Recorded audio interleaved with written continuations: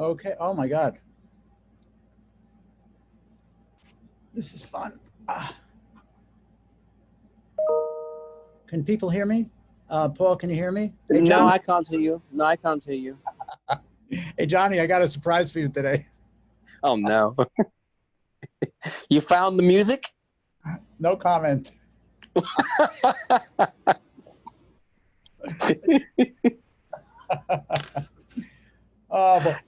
I saw the video and she said you can use that same one every week if you want to, you know. I do. The way I do it is I simply have the link in my WhatsApp. I just click on it, goes straight in. Oh my God. Wait, Yeah. sorry. Wait, what? So it's 7 o'clock, 8 o'clock your time now? It's about 8 o'clock? Yeah, 8 o'clock. It's my bedtime soon. So I'm keeping you up, obviously. Obviously. How's the boss? She's good, you know, always remaining the boss. Let me just turn off some stuff. I'll be back.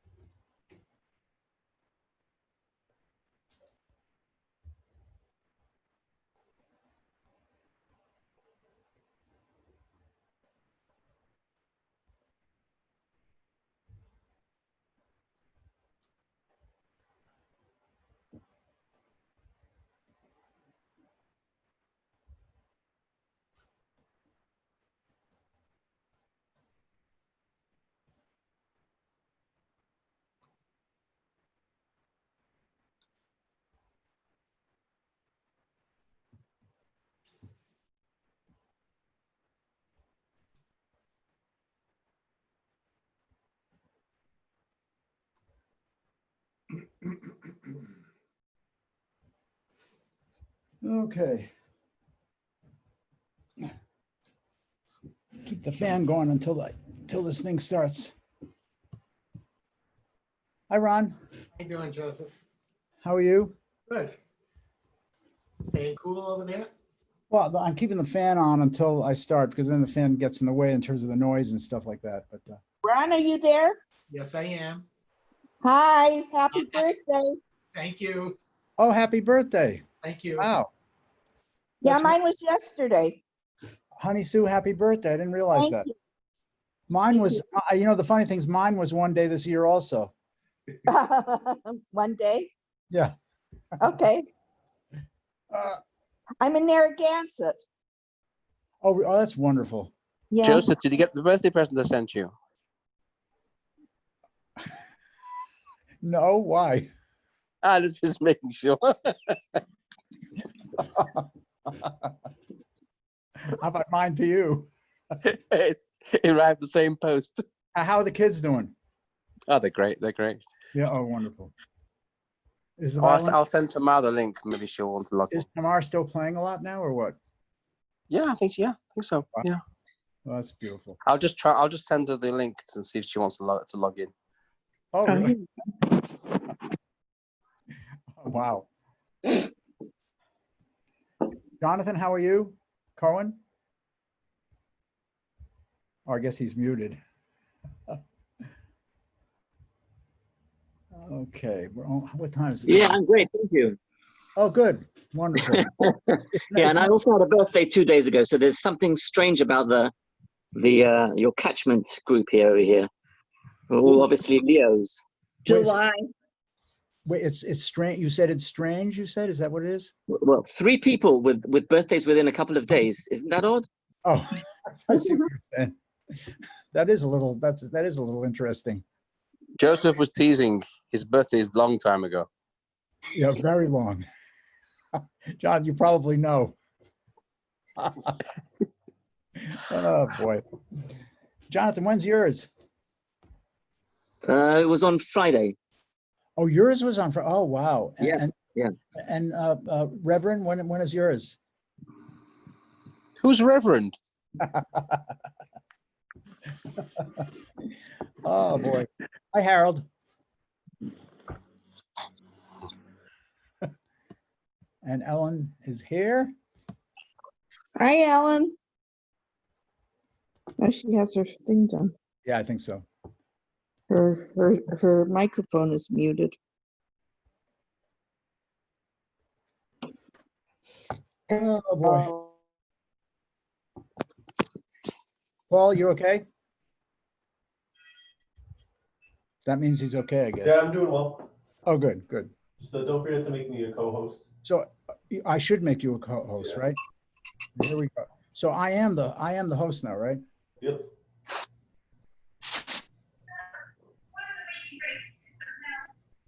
Paul, I just did it. Perfect. Thank you. Yeah, you're welcome. Let me see if this thing, I have this right from the, I always mix the, what to do first. Actually, what I think I'm going to do is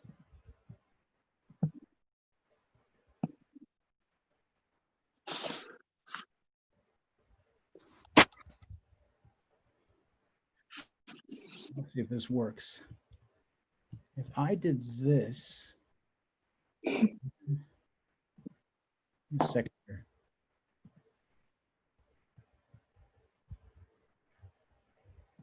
Okay, that's what I'll do. Joseph, So, yeah. if you're the host, do you hand out orange juice? Well, I actually had a whole glass this morning while listening to the St. Leningrad Mass. I'm going mute. I'm muting now. Okay. By the way, Jonathan Greenstein is a he's gonna deny it, but he's a very good friend of mine, and I mean a very, very good friend. He's a brother of mine, and I've gone through with him. He lives in Jerusalem, and he's been and kind of an inspiring figure to me in a lot of ways. So I'm very honored to have him on. So I'm still muted. Hi, Herb. Lorraine Nelson. Hi, Hey, Dave. Joseph. Hey, Joseph. Oh, hey, Harold. How are you? That's nice to see you're here. Hi, Betty. So how much more time do we have? Oh, we have 1 more minute and we'll start. I'm going to turn the fan off because I can't hear myself right now.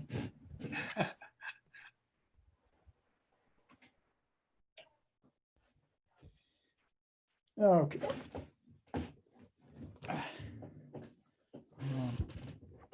What I'm going to do.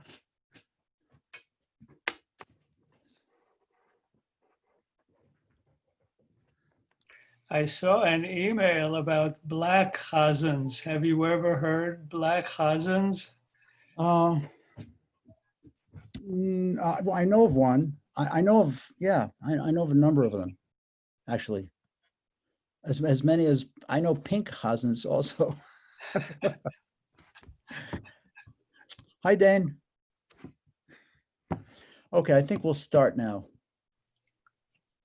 Yeah, we'll start. I want to start by, where I'm going to be sharing the screen and we'll see what happens after that. Okay, here we go.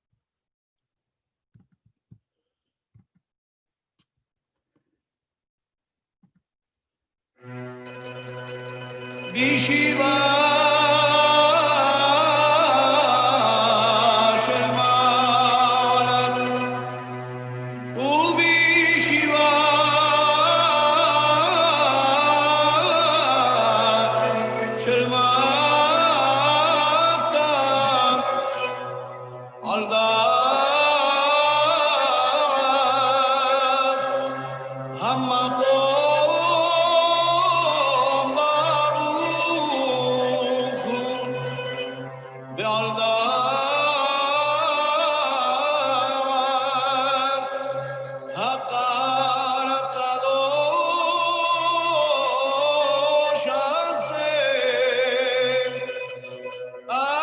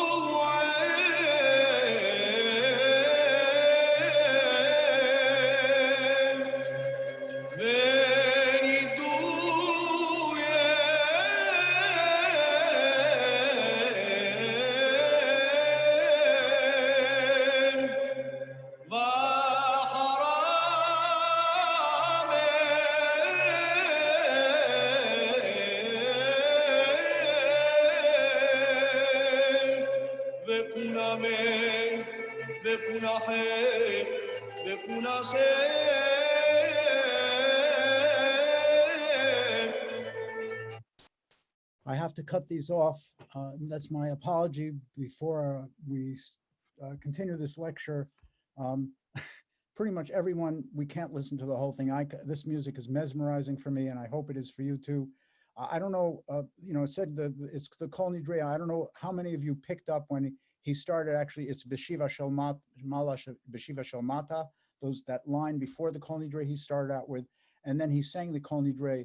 Now, the Kol Nidre was not the one that most of us know. Kol Nidre, completely different melody, and which, it's funny because of our backgrounds, we kind of settle on one thing, what it should be, kind of a Mi Sinai tune, a tune from Mi Sinai in the Ashkenazic tradition is one that that most of Western Jewry lines up with many of the tunes from the German Jewish medieval times, and that's why when I sing the Kol Nidre, we do it with the Western version. But this, for me, is equally powerful and positive and meaningful, and I hope it was for you too. So Jewish liturgical music in the Sephardic and Middle Eastern communities show a really vast range of musical styles. It's very important to know. The term Sephardic comes from the Hebrew word Sepharad, which is found in the book of Obadiah, chapter 1, verse 20. English translation is, "And the exiled host of the children of Israel who are with the Canaanites as far as Zarephath, and the exile of Jerusalem, which is in Sepharad, shall inherit the cities of the Southland." The region that's mentioned in this biblical passage is not known. But by the 8th century, Sepharad was the term used for the Iberian Peninsula. So Jews moving into this region during the 7th century were spread across communities surrounding the Mediterranean. A Jewish life that first emerged under the Muslim and Christian rule of Spain has had an important impact on Judaism from the medieval era to the present. After the expulsion of the Jews in 1492 from Spain, and then another expulsion from Portugal in 1496, they spread over the Mediterranean and other parts of the world. I will explain further a little later. As used today, Sephardic refers to the Jews of the Iberian Peninsula and there's a huge and, capital letters, their descendants in various areas of relocation. So when you talk about the music of Sephardic Jewish life, it's very, very rich with an incredible diversity of styles based on the regions where these people have emigrated after the Inquisition in 1492, and in Portugal's case, 1496, to these various other countries. So this chat will kind of a survey of the music of Jewish life during the history of Sephardic Jews, and will also focus on the styles of their liturgical music as well as the folk song, and that is including the cantillation of the Bible, a kind of a liturgical song, and poetry too, by the way. That's an amazing subject. Now I'm going to try something here. I'm not sure if it worked, but I'm going to try to speak over this piece, which is called Dorme Hermoso Hijiko. In 711, when Spain fell under the rule of the Muslim Moors, both Muslims and Jews built a civilization based in Cordova known as Al-Andalus, which was more advanced than any other civilization in Europe at that time. Jews were able to coexist peacefully with their neighbors. They were still treated as dhimmis, people of the book, people who are protected under Islamic law. Jews did not have complete autonomy and had to pay specific taxes endemic to their own lives. But what was, they were able to practice freely their religion, which, unbelievable. The era of Muslim rule is basically, in Spain, is 8th century to the 11th century. It was considered the golden age for Spanish Jewry. Intellectual and spiritual life flourished, and many Jews served in Spanish courts, were involved in translating Arabic texts, to the Romance languages, to Spanish, as well as treating Greek and Hebrew, translating Greek and Hebrew to Arabic. So it's a two-way thing. Jews contributed also to botany, geography, medicine, mathematics, poetry, and philosophy. So Jews lived peacefully in this area called Al-Andalus for 400 years. They continued to work as bankers, jewelers, cobblers, tailors, and tanners. However, they had to wear a distinguishing clothing, which was a kind of a yellow turban. The Christian conquest of Spain in the 13th and 14th centuries led to a great period of Jewish unrest. During this period, the Inquisition forced Jews to convert to Christianity or face death and later expulsion.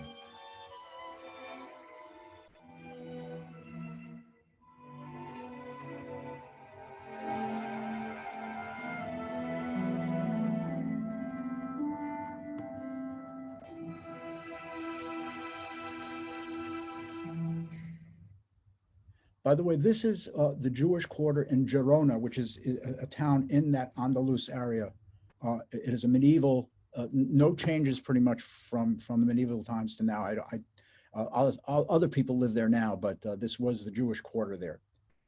This next picture, this painting, is a painting by Francisco Goya. He lived 1746 to 1828. I know that, I think in my lectures, I like to present art other than music. By the way, that music that was playing underneath my talking was my rendering of a folk song called Durme Hermoso Hijiko. Moving on, so the expulsions led to Jews migrating to areas around the Mediterranean, to Europe, the Balkans, and the Americas for that matter. So along the Mediterranean routes, Jews commingled with Jews from pre-existing communities that were not Sephardic, like Morocco, Algeria, Tunisia, Greece, Egypt, Turkey, and Syria. So there were two groups of Jews, but after the migration, there was a kind of a combination, and the Jews that migrated brought their own culture in and borrowed, or stole is probably a better word, and I mean that in a positive sense, from the cultures around them. 1 second here, okay.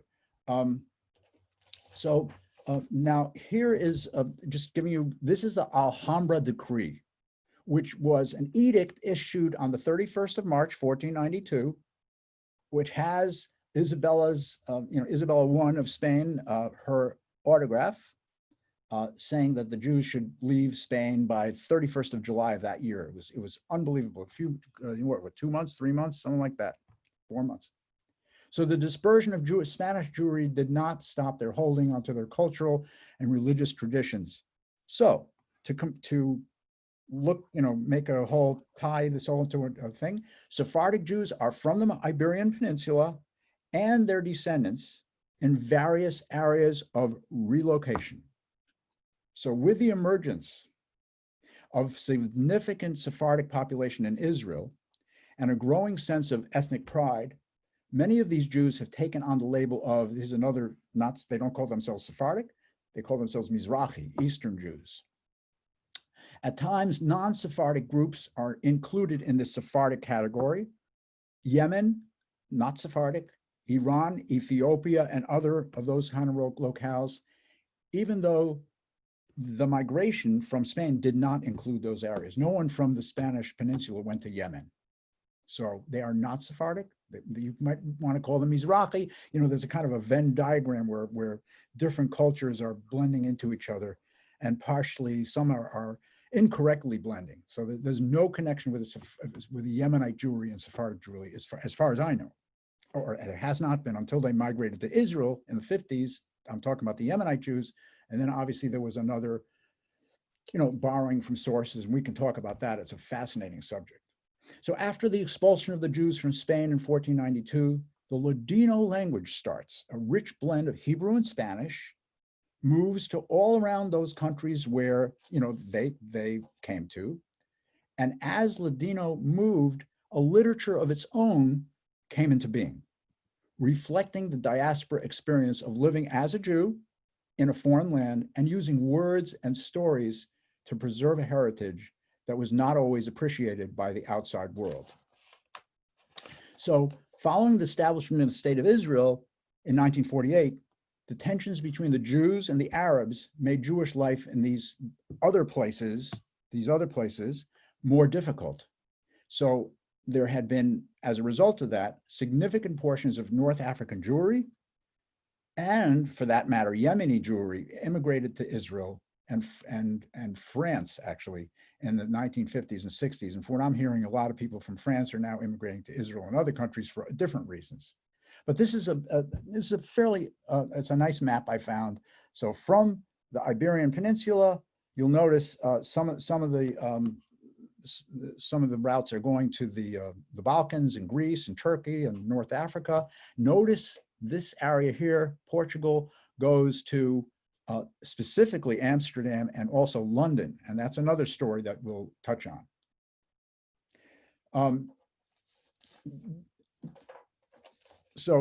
Moving on, this is an example of I think it's in Cordova, I'm not sure, it's a synagogue for sure. I want you to marvel, if you can, at the incredible architecture of this synagogue, exhibiting Moorish influences for sure. And that was most of the synagogues, obviously here are the Jews now living in Spain before the Inquisition, taking from their host country, architectural ideas, literary ideas, et cetera, et cetera. For those of you who live in the United States, and I know some of you don't, so I can say for those of you who live in the United States, some of you have been to this synagogue. This is in Rhode Island, Newport. It's the Touro Synagogue, and it's a beautiful synagogue. This is the oldest extant Sephardic synagogue in this country. I think there are some older ones, but this is the one that is the oldest one that's still around. Now, for those of you who are New Yorkers, like myself, I remember going to, Johnny, I think, did you go with me to that? I'm not sure, but this is the Spanish-Portuguese synagogue on 70th Street in New York City. I think the only time I went with Johnny Greenstein. And it's a really great place. I mean, if those of you after this pandemic really want to get a wonderful cultural experience, go over there. You'll see men with top hats and a choir that's, members of the City Opera and Metropolitan Opera. It's really big, a wonderful choir there, a men's choir. Very interesting. Now I'll talk about varieties of one more thing about the Ladino experience. While the Jews were living in Spain before the Inquisition, they wrote Spanish, many of them, in Hebrew characters. Now, those of you who speak and understand or know a little about Yiddish, it is also written in Hebrew characters. So you can see there's a kind of a parallelism between Yiddish and Ladino, where the language is, obviously very Spanish and Ladino, and Yiddish has a lot of German in it, but the characters are written in Hebrew. So following the expulsion, wherever they went, they took that with them. And they continued to use the Spanish language, but with the effects of living, however far from Spain, they started drifting, their culture started drifting away from the Spanish idea and borrowed from the countries that they were in. There are three major categories of Ladino liturgical literature. Translations of sacred texts, such as the Bible, the Tanakh, the High Holiday Prayer Book, and the Passover Haggadah. Now, I don't want to, these are huge subjects in their own, but I'd like to just give you a short example of a Torah reader reading from Tetzaveh, which is a Torah portion. You'll notice, you Westerners, that the tropes are completely different. I don't have time to describe them, but we can. If those of you who would like to go through that kind of study, I'm more than happy to do so, but I just want to give you a sense of what he sounds like. I'll find the arrow, Joseph. Here we go.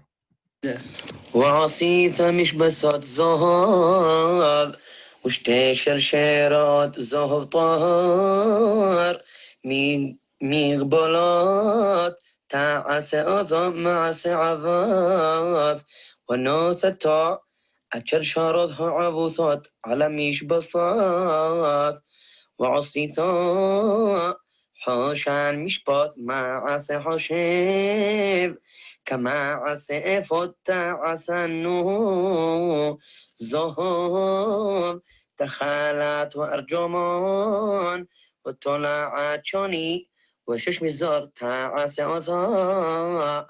And as I said, each of these I will pay only a part of them. So you get the sense, we can say a few things about it. The tropes are completely different than what we're used to. A lot of the people in the United States are know the Lithuanian trope style. And, in Israel, if you go to the Great Synagogue or other synagogues in Jerusalem, you will hear other wonderful Torah readers with a different set of tropes. And it's fascinating to hear and beautiful. So here is an example of, that was a Torah example. Now this is an example of the High Holiday prayer book. And I picked something way at the end of the High Holidays where, you go Shema Yisrael Adonai Echad. You repeat that 7 times, and that's at the end of the Ne'ilah service. And let's listen to a little bit of that. What I'd like you to do is listen to the reader say that, and also the congregation, the crowd repeating. And it's again, very, very beautiful in my mind. Shema Yisrael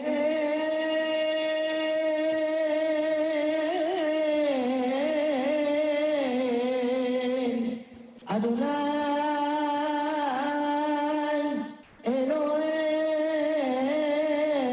Eloheinu Adonai Echad.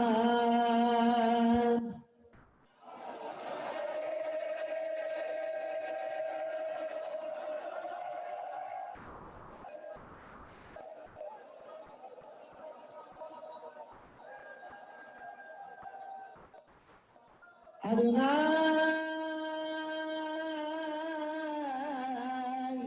Hu HaElohim.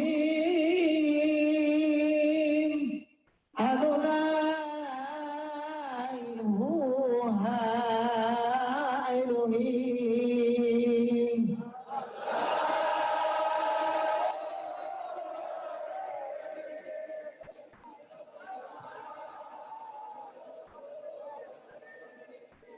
Adonai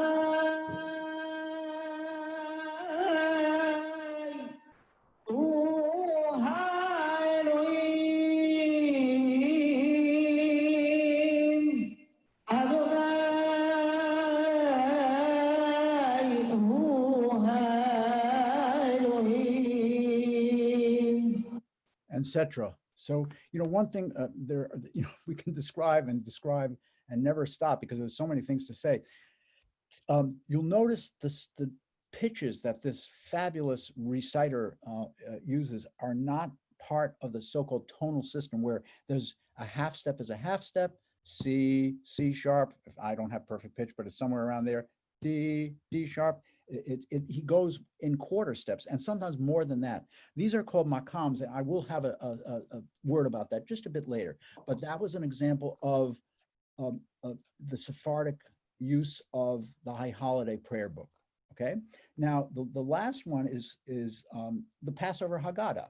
So that again, the Bible, specifically the High Holiday Machzor, and then the Passover Haggadah. Now the Haggadah, this is an example of the Sarajevo Haggadah, and this is one of the oldest. Well, not example, is a picture of the cover. Is one probably one of the pages in there. This Haggadah is one of the oldest Sephardic Haggadahs in the world. Originating in Barcelona around 1350, it's called Sarajevo, which is in one of the Balkan countries. Because of the politics, I'm not sure where cities are, but that's my weakness. But with the Sarajevo Haggadah, it's in one of the museums in Sarajevo, actually in Bosnia, now that I recall. So it's expensive, supposedly. I think a museum in Spain insured that it's about $7 million before it was transported to Sarajevo. It's handwritten on a bleached calf skin, illuminated in copper and gold. It opens with 34 pages of declarations of illustrations of key scenes in the Bible from creation through the death of Moses. Its pages, ironically, are, well, practically, are stained with wine. So obviously evidence that Haggadah has been used at many Passover Seders. And now I want to play you a piece called Dayenu. Now, a lot of Sephardic music as we know it has been composed in the last 150 years. Because, you know, let's be real, the music from medieval Spain, some of it was written with notation, but that was largely the non-Jewish community. And so most liturgical music, you know, people didn't know how to write notes at that point. And so a lot of it was Baal Peh, you know, I sing it, my son sings it, my daughter, whatever. So it was, you know, you listen to a melody. We all learn tunes, except some of us. We don't have to read music to learn tunes. So this is how they learn their tunes. The problem is you don't have the actual, you know, it's not written down, so we can only guess. So, but Baal Peh and going down the generations and modernizing things, and you know, in the last, you know, 50, 60 years for sure, Sephardic Jewry has gotten a better place in Jewish music, and just because there are wonderful Sephardic musicians who are writing wonderful stuff. This is Yehoram Gaon, was born in 1939, an Israeli singer. He's an actor, director. I think he's a comedian too, from what I heard. He does all, you know, all that kind of stuff. He's written, edited books on Israeli culture. He's the son of Sephardic Jewish, well, obviously Jewish parents, a Bosnian father and a Turkish mother, both immigrants to Israel. He's born in Jerusalem. He's a very strong figure in the Sephardic community in Israel right now.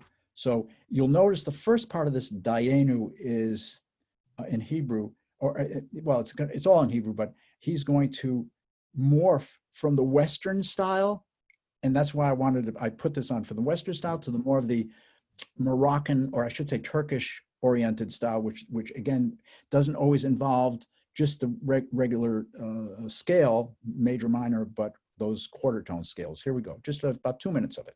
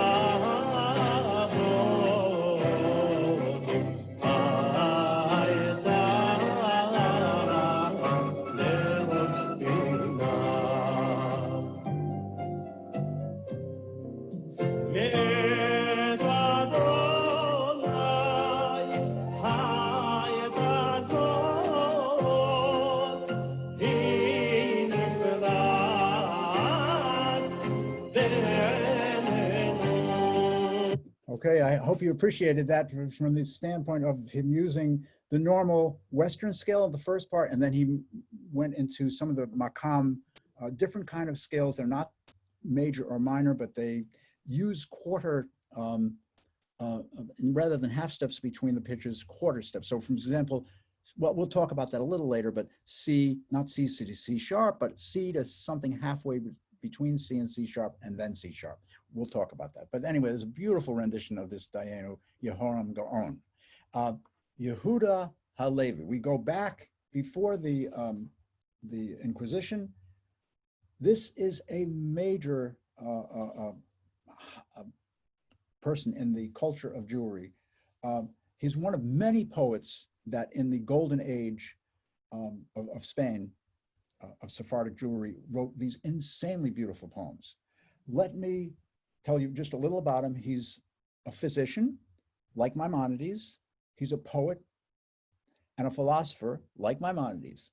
He's born in Spain, probably Toledo or Tudela, in about 1075. Dies shortly after arriving in the land of Israel in around 1140, 1141.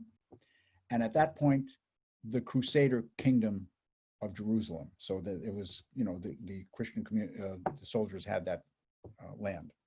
So Halevi is considered one of the greatest Hebrew poets and philosophers, celebrated both for his religious and secular poems, many of which appear in present day liturgy. I want to read one poem to you, a couple of them in English, but here, listen to this. This is, and it's nighttime, okay?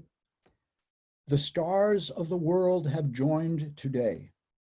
Mid the host on high, none are found like these. The Pleiades desire such unity, for no breath can come between them. The star of the east has come to the west. He hath found the sun among the daughters thereof. He hath set up a bower of thick branches. He hath made of them a tent for the sun.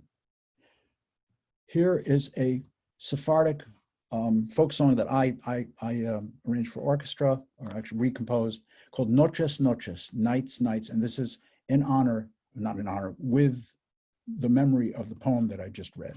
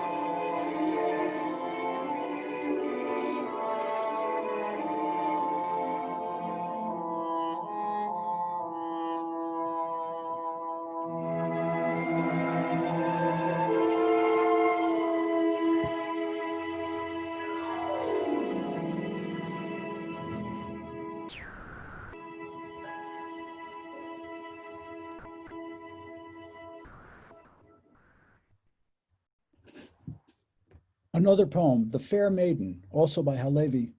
The night, by the way, this is a beautiful painting. Every painting of his is special, is by Rembrandt. It's called The Jewish Bride.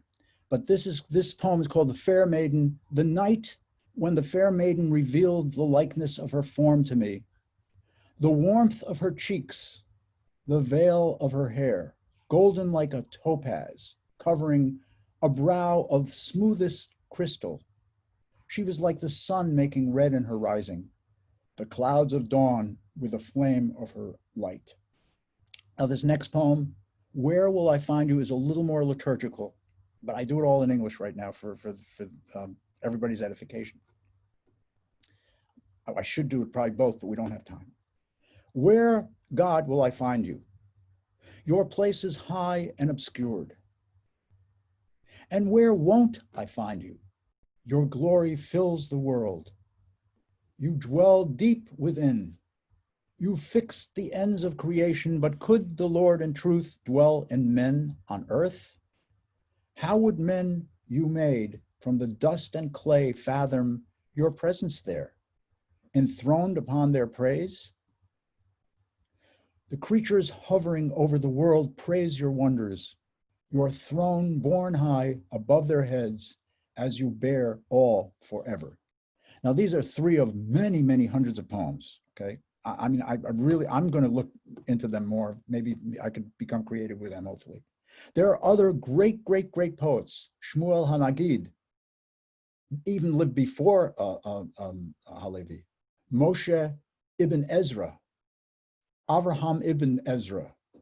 So there are, you know, these are just three, but there are many, many poets that have written gorgeous, gorgeous poetry. What this poetry did, let's say they wrote a liturgical poem, they used the melodies, not necessarily Jewish melodies, but they wanted people to sing the poems. These poems were meant to be sung. So they used some of the pop tunes, that's not the right word, but the folk tunes of the day where the popular tunes is the right word. They used some of that and affixed it to their poetry so that people can sing their poetry. This was a major way to get the liturgical and whatever other poetry out to the public. It is called scientifically, from a musical point of view, contrafact. So where you take a poem and you apply it to another tune that has nothing to do with the poem, but you apply it. That was a major thing. I mean, in all of history, it happens a lot. I mean, I'm going to give you another, not a great example, but Bach, Johann Sebastian Bach, takes harpsichord pieces by Vivaldi and creates a concerto for 4 harpsichords. And what does Vivaldi say? He doesn't sue Bach. He says to Bach, wow, I'm really honored you took my piece and did something with it. So I mean, it's another example of contrafact, but for our intents and purposes, contrafact is to take a poem, liturgical and otherwise, and apply it to a popular tune of the day. It does not have to be Jewish popular tune.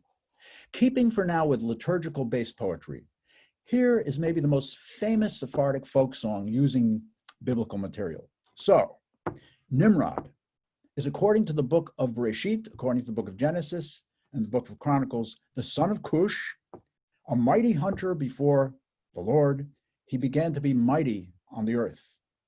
Now, some traditions associate him with the Tower of Babel, and that led to his reputation as a king who was rebellious against God. So here's the story. An omen in the stars tells Nimrod and his astrologers of the impending birth of Abraham, who would put an end to idolatry. So Nimrod therefore orders the killings of all the newborn babies, the Jewish ones, okay? However, Abraham's mother escapes into the fields and gives birth secretly. So at a young age, Abraham, it's kind of a take on you know, in Egypt where the firstborn were to be killed. But okay, at a young age, Abraham recognizes God and starts worshiping his creator. He confronts Nimrod and tells him face to face to cease his idolatry, whereupon Nimrod orders him burned at the stake. In some versions, Nimrod has his subjects gather wood for 4 whole years so as to burn Abraham in the biggest bonfire the world has ever seen. Yet when the fire is lit, Abraham walks out unscathed. This is, you know, I think some of you recognize this. This is Cantor Aaron Ben Susan, one of the great exponents of Sephardic Chazanut in the world. He's a wonderful, wonderful friend of mine, all of ours, many of ours, and he is truly a wonderful voice. Now he, you know, listen to the way he sings because it's not major minor. He uses those quarter tones. Fascinating. You'll know this melody, some of you. I'm going to turn you a little bit to Morocco and to the Sephardic world.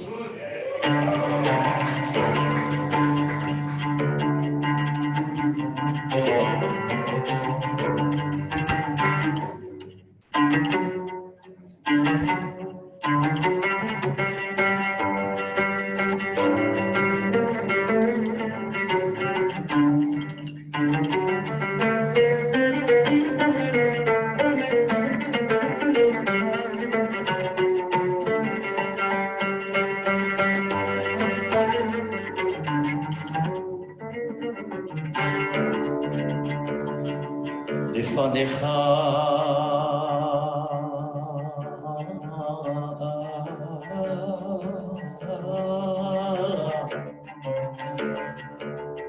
לפניך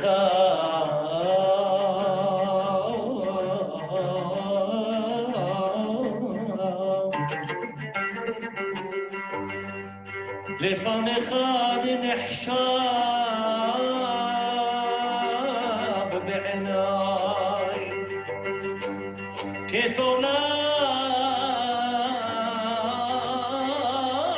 קטנה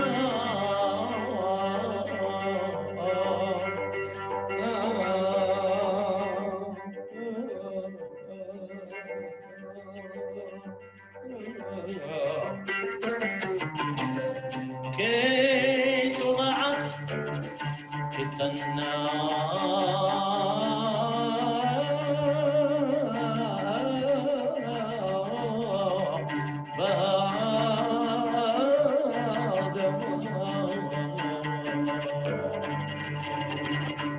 Quando le rendirò arranca distanza era va il cielo e la rastreria di Russan nella polveria e a vida in la sera Ahora mavino padre querido padre bendito Dios de Israel Ahora mavino padre querido padre bendito Dios de Israel Shalom aleichem malachei hasharet malachei elyon malachei rachamim מי מלך מלכי המלכים הקדוש ברוך הוא שלום עליכם מלכי השרת מלכי עליון מלכי רחמים אוי מי מלך מלכי המלכים הקדוש ברוך הוא לילה לילה לילה Layla, Layla, Layla, Layla, Layla,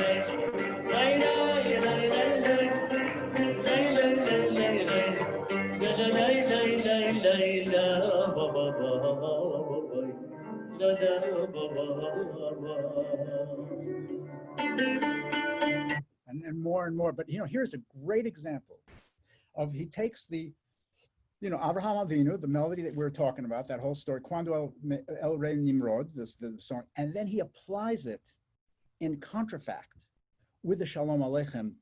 Not that he uses the tune, which is kind of a popular tune for the Quando, and he applies it to the Shalom Aleichem. Okay, now this is a melody that is associated with Shabbat, the Quando, in some Sephardic communities, and applying it to the Shalom Aleichem gives it that impetus of being the real thing. So I'm going to move on right now quickly. I want to talk now. You notice the first part he was singing with the quarter tones. You notice that, and then the second part, the Quando El, was more tonal, kind of thing. So listen carefully. I'm going to talk about makams right now.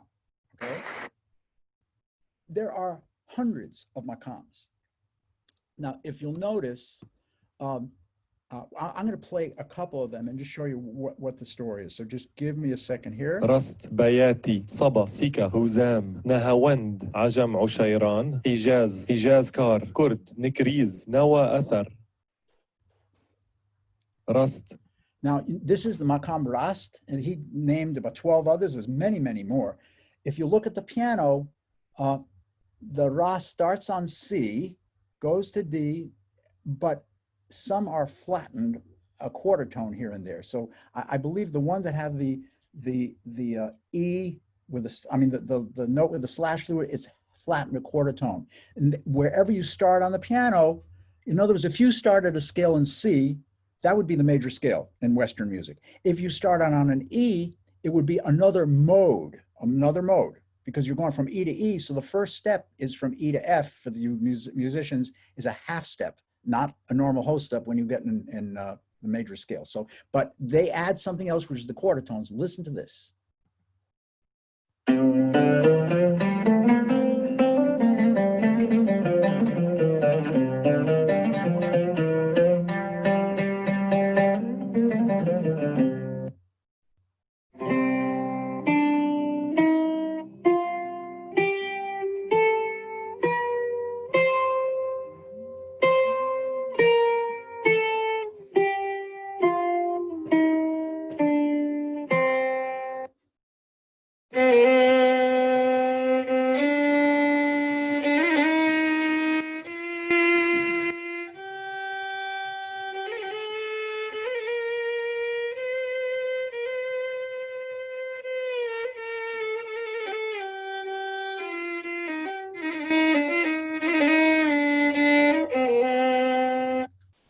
بياتي.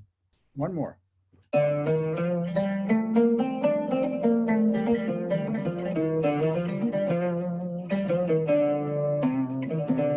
رست بياتي صبا سيكا هوزام نهاوند. So I don't know how many of you heard the difference between the first scale and the second one. There's if you really get used to it, you really hear a huge difference. And these scales, based on the text, are used to describe the text. So, look, immigration was both to the east and the west. So, we look. I'm not going to go back to the map, but the map of North Africa and the Balkans and Turkey and Greece and Italy, for sure, Italy and Israel, Eretz Israel, that was all part of the Eastern migration.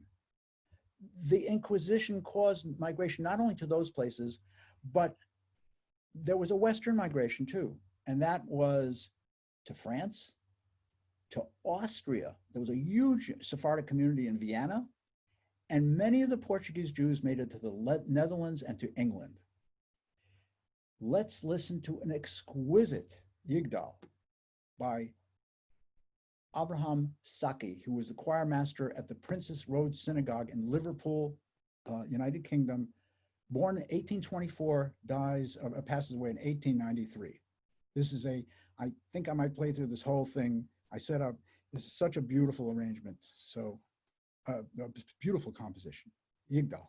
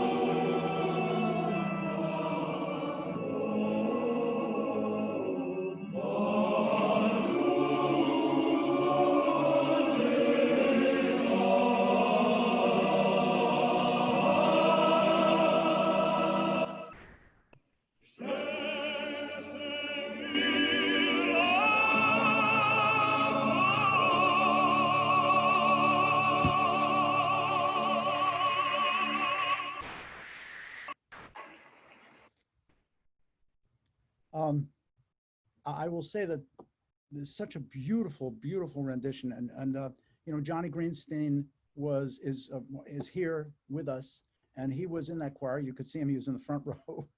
So I had a surprise for him today. So there it is. I was part of that choir for a couple of years, and it changed my life because. Thank you, Joseph.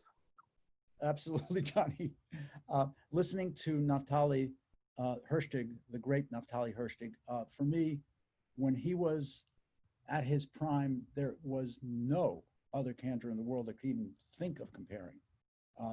He was, when I would go there on Shabbat morning, you know, with all the troubles and everything that went on in the day and whatever, but it was like I was going to tell myself, the next 3 hours is heaven.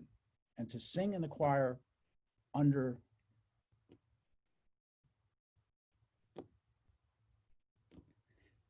his voice changed my life, totally changed my life. So we move on. There's another beautiful Yigdal melody. I don't want to play any after that.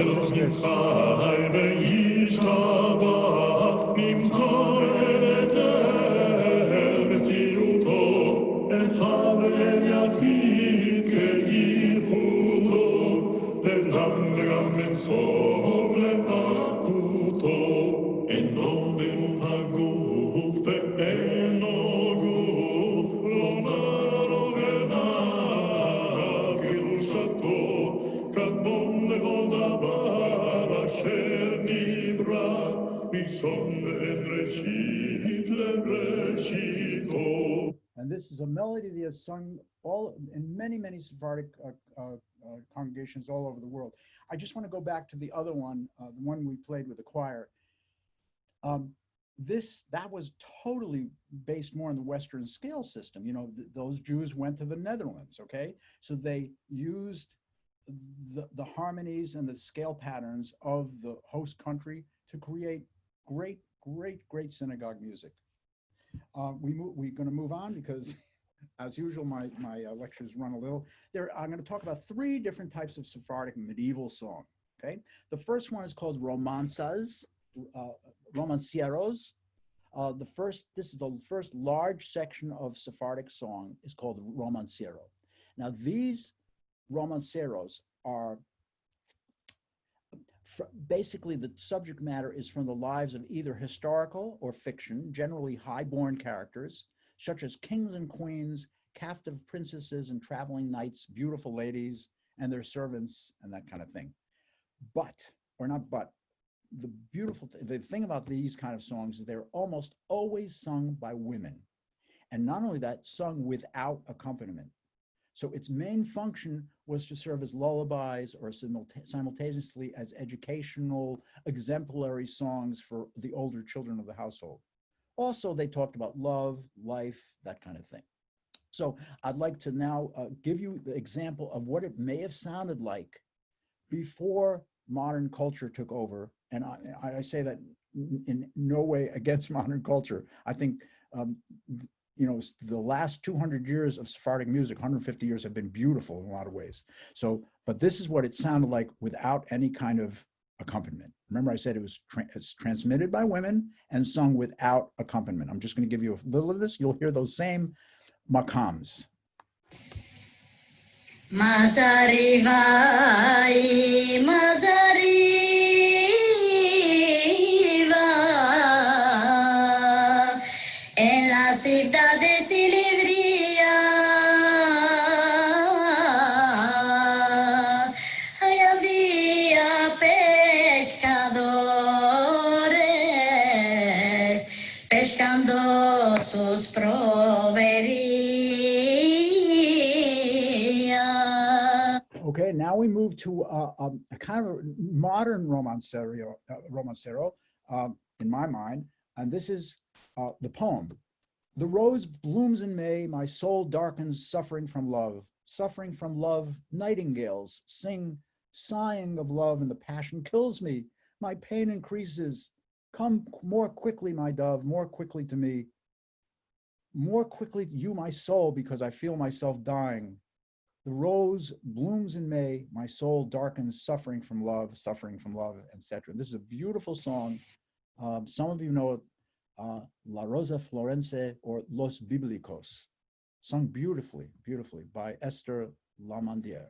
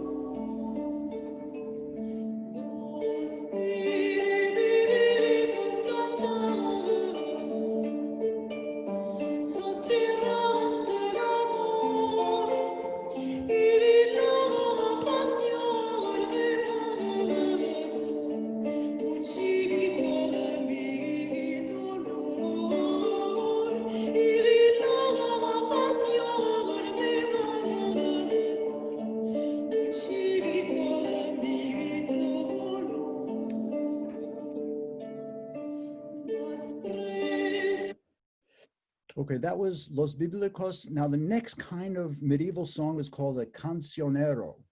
And this was also a repertoire song sung by women, primarily by women, but conveying more of a public kind of thing. So wedding celebrations, the birth of a child, and a lot of times they were performed not by one woman, but a collective of women. This next, again, we're moving quickly. This next piece is called Hijamia for a wedding, meaning my daughter.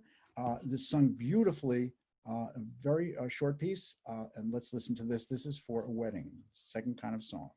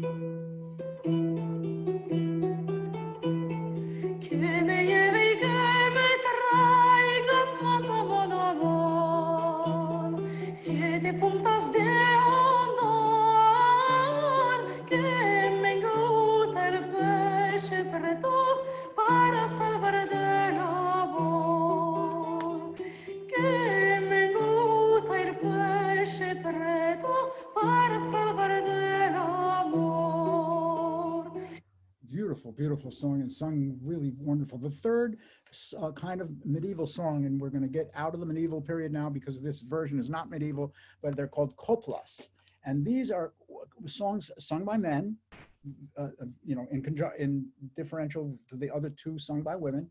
These are liturgical themes, political, historical, and they're also kind of fun songs too.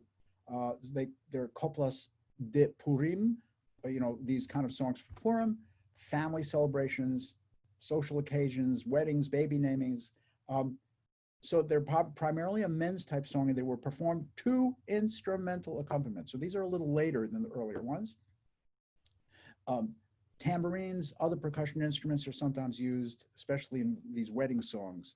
Oud, which you saw cantor Ben Susan play, it's 11 strings on an instrument. A zither, which you'll see in a later piece. And other modern performers incorporate countless other imported instruments. Deror Yikra is a piyut sung. It's one of the Zmirot for Shabbat, sung from the Northern African tradition. This one. This is an adaptation of an Arabic song, again, contrafact, right? And sung here by Emil Zrihan with the Andalusian Orchestra of Israel. They're wonderful. Deror Yikra was written in around 960 CE in Cordova by the poet, linguist, and musician Dunash ben Labrat. So part of that golden age of Sephardi. And now Emil Zrihan, wonderful singer, he says the following. As a singer, I act as a bridge between the Arab and Jewish cultures. We always lived together, ate together, and sang the same songs together. And suddenly we find ourselves in a fight for the same piece of earth. It is bizarre, and that fight is not what we want to do. He is right now cantor at the main synagogue in Ashkelon, which is actually one of the oldest cities in the world. The incredible range and power is you'll see. So this is Deror Yikra. Wait, is it? Yeah. Actually, yeah. Let's go to the Deror Yikra.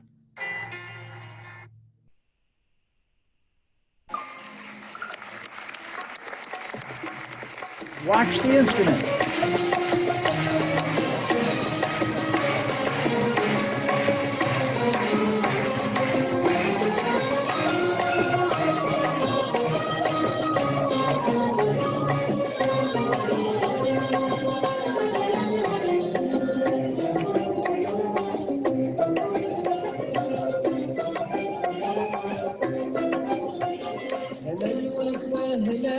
هلا بيكم فرحتوا قلبي فرح بيكم جيتوا يا حبايبي يا مرحبا اليوم اهلا وسهلا اهلا بيكم اهلا وسهلا اهلا بيكم فرحتوا قلبي فرح بيكم جيتوا يا حبايبي يا مرحبا اليوم اهلا وسهلا اهلا بيكم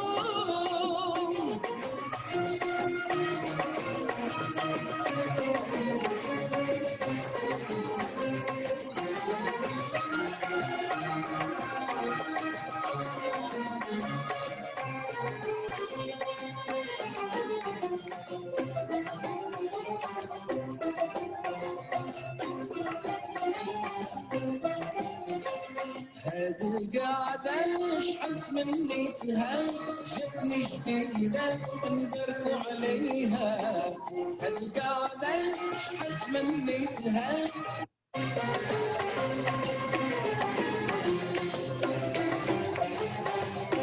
And here comes the Deror Yikra. بيرشنا بيبي ولا بيبي أوكي شاعسي عيني متعصوري بيت اختارني شعيش بعاد بني عمي دروي كرام لبن عمت بلين صرخين كمو بابات نعيم شمخين ذلو شباب شنو دوحون بيوم شباب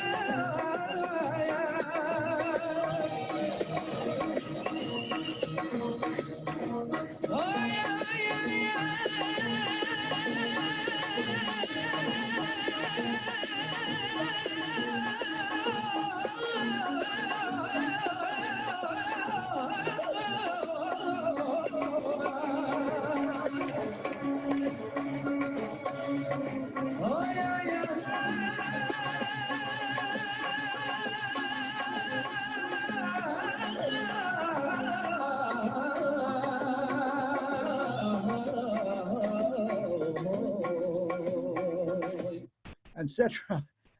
I don't want to stop these, but they're phenomenal pieces to listen to. Very quickly, rock and roll takes popular music in Israel takes the Sephardic lead, and there are some wonderful groups. We did Mikedem last, actually 2 weeks ago, was it? When we did the Psalms, Psalm 150, and we're a little bit of B'tzeit Yisrael, Psalm 114. They do also use some of the, it's not tonal, they use some of the modal stuff that is found in some of these countries. So listen quickly, and then we have another couple pieces to play. If you can give me another 10 minutes, then our thing will be complete.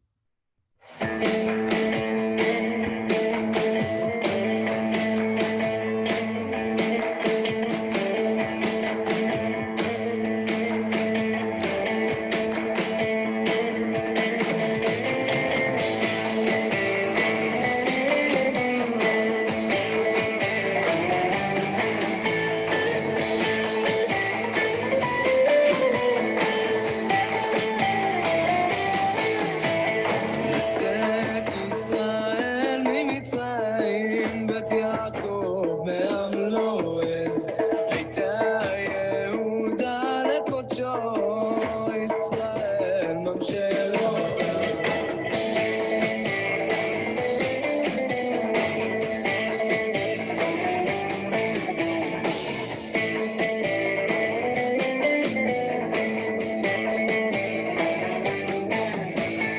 הים רב וינוס, הירדן ייסוב לאחור, הערים רקדו חיילים, גבעות כבני צאן.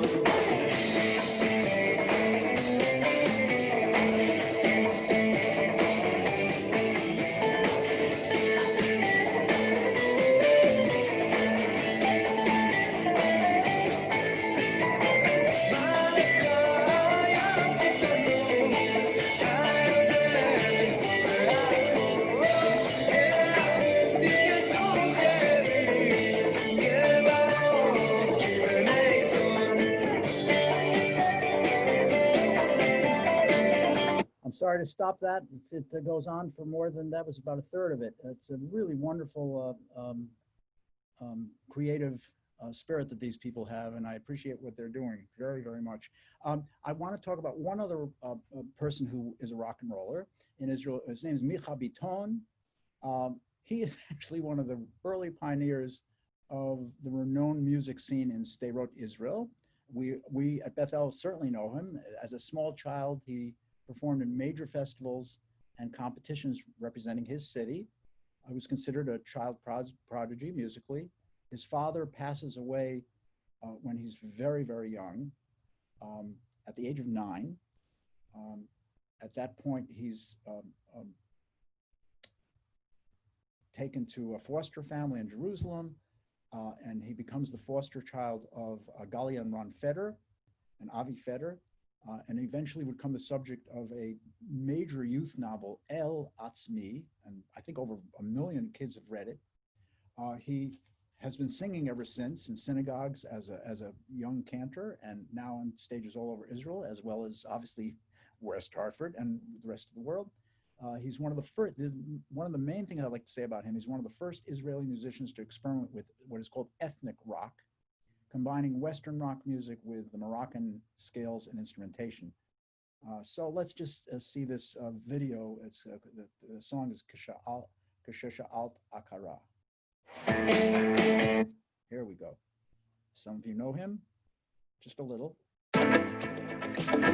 כאן אצלי עדין וקר, כל יום לך אני ממתין, כל יום לך אני ממתין. אמרו תצא כבר מהצר, והיום לך יאיר, והיום לך יאיר. כאן אצלי עדין וקר, כל יום לך אני ממתין, כל יום לך אני ממתין. אמרו תצא כבר מהצר, והיום לך יאיר, והיום לך יאיר. כל היום בתוך הצר, והשמחה שברחה לי, ששאלת מה קרה, המילים נתקו מפי, המכה הייתה קשה, אל תדאגי אני אבריא, כמה אני אוהב אותה.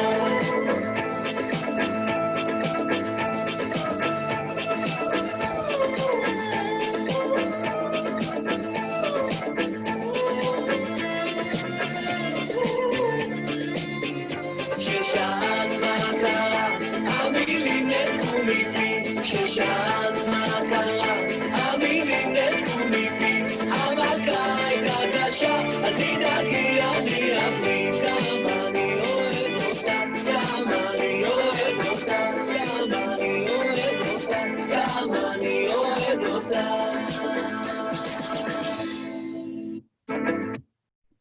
So I cut some of that out, obviously because we have to go with the tradition of not playing all the pieces. There's a number of pieces that I wanted to play, but it's getting late. I want to end with a couple of pieces, very short. This is a piece called Hitragut. It's based on a Sephardic tune. Some of you in the choir who have sung with me certainly know this piece. It's a beautiful piece. Initially it was to a different text, but it was Yehuda Karni, the Hebrew poet of the Hebrew language, wrote a poem called Hitragut, meaning serenity. Just listen to a little, this maybe 30 seconds.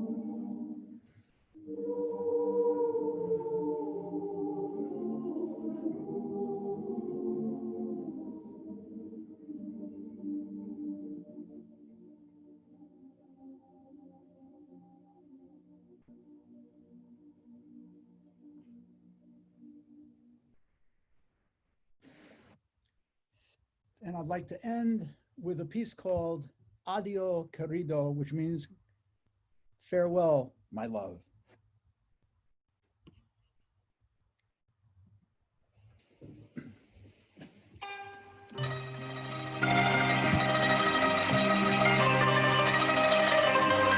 By the way, I'm going to stop it for a second. You'll notice that is that zither that I was talking about before, with various kind of instruments, and these are the kind of instruments that are exquisitely Sephardic.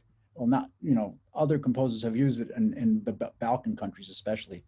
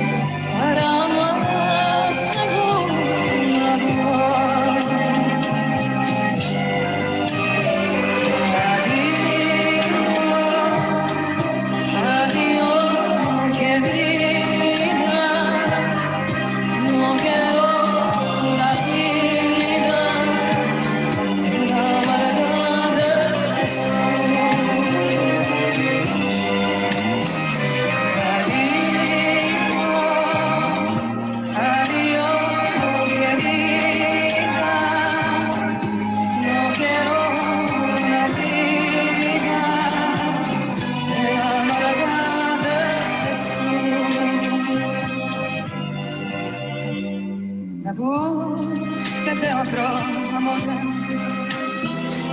ojalá con otras cualidades, espero otro ardor que para mí nos muerta,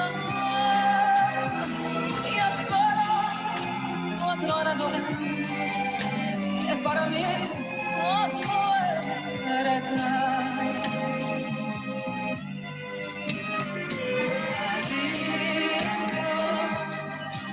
Adiós, querida.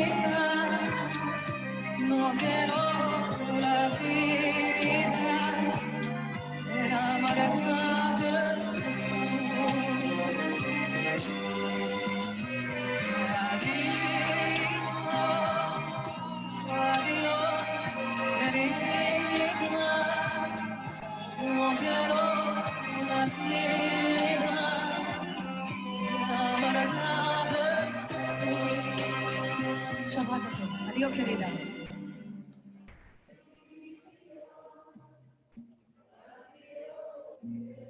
No quiero la vida. etc. So thank you everybody so much for listening to me. It's a bit long, but I hope we learned something, and I'm going to stop the share. You can open up your microphones, and that is the discussion number 7 on our Sephardic heritage. Thank you, Joseph. Absolutely. Thank you very much. Thank you. It was Thank you. beautiful. Gracias, Joseph. And hello, Lorraine. Hey, oh my God, so nice. Hello. I just want to tell you that you brought some of it home to me. It was so beautiful with this Sephardic music. Well, you know, I loved it. Well, you know, we keep trying to make music, one way or another. We keep trying. Yes, it's beautiful. Thank you so much. Thank you so much. Thank you. What's the next topic, Joseph? I don't know yet. Oh, by tomorrow. My head doesn't work, and you know, like now we do this, then we do That's that. sequential. Hi, Maura. Hi, Honey Sue. And thank you, Jonathan. By the way, I want to thank Jonathan Green for giving us that. Thank song. you, Joseph, and regards from Florida. Oh, hey, Marvin. How are you? That's nice. Yeah, regards from Narragansett. Oh, I know. It's wonderful. It's wonderful. It's nice to see you you all. there? I'm in Hi, Allison. Narragansett. Hi, Allison. Hi, Cantor. And Lorraine was married to Cantor Nelson. And Hey, Rivka. and I haven't seen her for 50 years. Oh, wow. Unbelievable. Hi, Allison. Hi, Rivka. You're looking good. Good to see everybody. Everybody's looking I good. miss everybody. Doing well? I'm doing great, but I miss you all. I know. We all miss each other. Yeah. Oh, well.